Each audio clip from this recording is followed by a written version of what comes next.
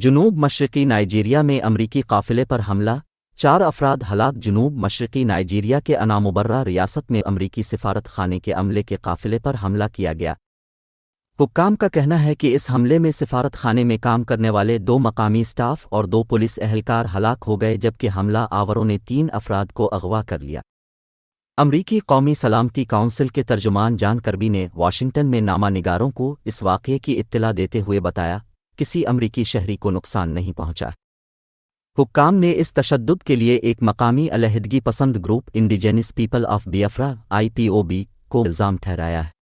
انامبرہ police کے ترجمان ٹوچکوو اکینگا نے بتایا کہ حملہ آوروں نے گاڑی کو آگ لگانے سے قبل 4 افراد کو قتل کر دیا۔ انہوں نے اپنے ایک بیان میں کہا کہ بچاؤ اور تلاشی کی کارروائی شروع کر دی گئی ہے، جب تک سیکیورٹی فورسز کی ٹیم جائے واقعہ پہنچتی۔ اس وقت تک حملہ آور 2 پولیس افسران اور ایک ڈرائیور کو اغوا کر کے فرار ہو چکے تھے۔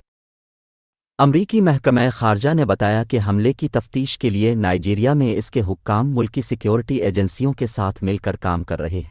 یہ واقعہ انامبرہ ریاست میں ایک اہم شاہراہ پر پیش آیا جو کہ اس خطے میں علیحدگی پسند تشدد کا مرکز ہے۔